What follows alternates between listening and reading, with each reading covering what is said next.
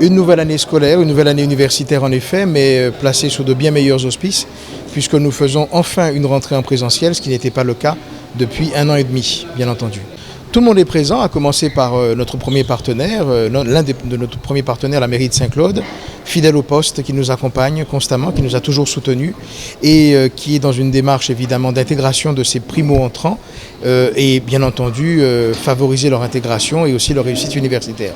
La symbolique est très forte. Il s'agit dans un premier temps de signifier à ces jeunes gens qu'ils sont évidemment les bienvenus sur le territoire saint-claudien et qu'ils ont tout à gagner à tâcher de connaître de mieux en mieux ce territoire qui est un territoire magnifique, avec des valeurs, avec une richesse géographique, historique, touristique extraordinaire. La plupart de nos étudiants en effet viennent de la Grande Terre, nous avons des étudiants des dépendances aussi, des Irades, Marie-Galante, les Saintes, des étudiants de Saint-Martin, et puis bien entendu aussi des étudiants martiniquais, les étudiants de la Guyane, et aussi des étudiants étrangers qui viennent d'Europe ou d'ailleurs. L'Université des Antilles est là pour recevoir tout le monde, conformément d'ailleurs à la grande orientation voulue par monsieur le président de l'université, le professeur Michel Geoffroy, en faire un lieu précisément du tout monde.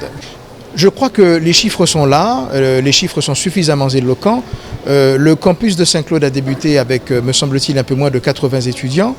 C'était au début des années 2000. Aujourd'hui, en 2022, nous avons près de 527 étudiants, rien que pour la faculté Roger Thomson.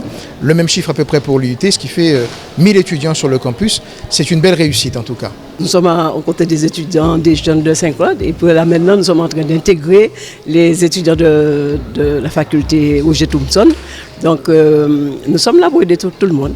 Et c'est pourquoi j'ai fait une demande aussi pour que les jeunes de l'université puissent venir au CCS aussi nous donner un coup de main, comme ça nous pourrons avoir un lien intergénérationnel. Attendre parce que parfois ils ont peut-être 4 mois d'impayés et là il est un peu trop tard puisque nous avons un règlement au niveau du CCS qu'on peut payer 1 mois de loyer pour les faciliter à faire un échéancier après, mais quand vous avez 4 mois, 5 mois de loyer impayé, c'est un peu difficile. Donc c'est dès qu'ils ont le premier mois, ils viennent pour dire qu'ils ont une difficulté pour ne pas payer peuvent pas payer leur mois de loyer. Tout à fait, parce que normalement c'est la jeunesse de Saint-Claude aussi, ce sont des jeunes que nous devons intégrer aussi. Et si nous ne voulons pas avoir de problème, on doit les intégrer aussi et vivre vraiment la vie de Saint-Claudienne.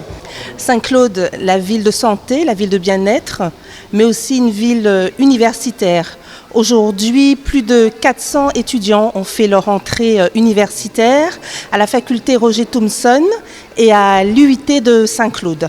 Il était donc important pour le député maire Élie Califert que nous puissions leur signifier ainsi qu'à leurs parents notre présence à leur côté. Être étudiant peut provoquer de nombreux bouleversements dans la vie d'un jeune. Des difficultés peuvent survenir tout au long de leur parcours universitaire. C'est dans cette optique en fait que la ville de Saint-Claude a mis tout en place pour accompagner ses étudiants. Absolument, c'est un vrai moment de partage avec les élus. Un vrai moment aussi avec les représentants tant de l'université que l'IUT, un moment qui nous permettra de consolider les liens que nous avons avec eux. Le député maire Élie Califert, par notre entremise, souhaite donc une belle année universitaire 2022-2023 à tous ces jeunes.